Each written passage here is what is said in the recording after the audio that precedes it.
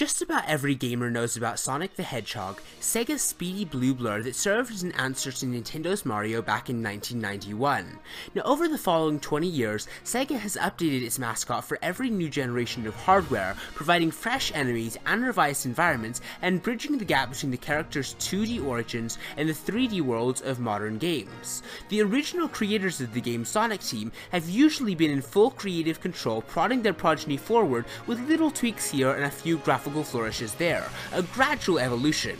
But that's all about to change. Sonic Boom is, according to Sega, a bold new take on its Hedgehog icon, a sort of side universe to the main series. Now, David Corliss, the global brand director for Sonic, likens it to the way Marvel and DC often have multiple comic book titles for each of their major superheroes. Developed as part of Sega's current publishing deal with Nintendo, the game will launch only on Wii U and 3DS in the autumn. Meanwhile, leading French animation studio Udio has been brought in to create a companion animated series to coincide with the launch. It's the first new TV outing for Sonic since the animated TV series Sonic X 10 years ago. This is also the first new series to be developed in CGI.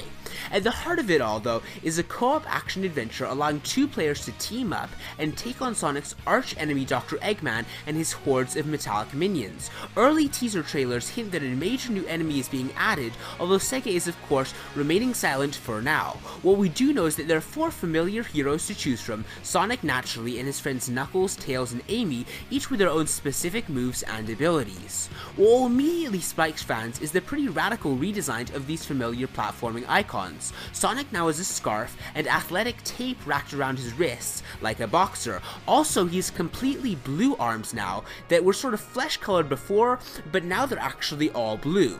Now, the emphasis of this new game will be how the characters collaborate through each level. Sonic has speed, but Knuckles has strength, Tails has his extra gizmos and gadgets, and Amy wields her usual gigantic hammer. On top of this, the studio has added a new mechanic, the Enter Beam, a sort of elastic force that links the two-player characters together. This is clearly a way of preventing players from straying too far apart on screen, but it can also be exploited in various useful ways. For example, stretching the link to its limit in order to catapult one player over a chasm or into an enemy. Now, according to Sega, they were determined to avoid some of the glitches of cooperative play. It was one of their biggest challenges because they constantly had to remind themselves not to fall into the trap of creating something where players could escort each other, or maybe when one player is basically just gated by the other simply for the sake of co-op. Sega didn't want to force co-op play to result in excessive interruption to gameplay momentum. Now, we don't quite know what sort of game this will actually be. We don't know whether it will be a 3D platformer or an open world adventure. Now, Sega says the team was most heavily inspired by Sonic the Hedgehog 2 and the later Sega Dreamcast game Sonic Adventure, which shifted the feel of the series from platforming to 3D action and exploration. Sonic 2 had a team vibe between Sonic and Tails that they wanted to recapture, that plus kick things up a notch by adding Amy and Knuckles to the equation.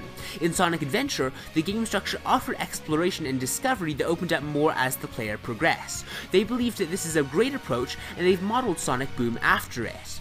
Now, the environments that we've seen so far are very familiar to Sonic veterans. We've seen lush green hills, azure skies, glowing beaches extending off to a nuclear explosion of a sunset. This time, though, everything has been redesigned with both a game and an animated TV series in mind. The developers have worked closely with the TV animator series to get the look of the characters in the world just right, sharing some of the same art and CGI assets, and sharing the ideas with Sonic Team itself.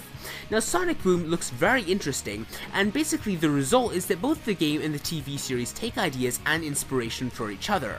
Now, one of the unique concerns for this game has been to explore the unique touchscreen interfaces of the Wii U and 3DS consoles. Now, Sega has promised that they will do this in new innovative ways, but we don't know exactly how yet. Now, with firm details of the game rather lacking right now, skeptical Sonic fans will no doubt feel like they've been here or hereabouts before. We've all heard of the dreaded Sonic cycle, and this game could be falling into that trap. However, recent Sonic games like Sonic Generations, Sonic Colors, and even Sonic Lost World haven't exactly been failures, and Sonic Boom, it has a lot to prove, but I really think that they could do a good job to basically expand their base while keeping veteran fans interested. Now, no doubt Sega will be showing more of this game and the redesign at its huge E3 video game conference in Los Angeles in June, and the publisher is currently working on deals with TV channels to host the new 11-minute animated episodes for Sonic Boom, the animated series. Now, I want to know what you think of Sonic Boom in the comments below. Now, personally, I really like Sonic the Hedgehog, so I'm always excited to hear of a new Sonic game, but this looks like a very interesting take on the Sonic franchise, so I'm interested to hear what veteran fans think of it. But please be sure to like and subscribe if you enjoyed this video, and I will see you next time. Bye!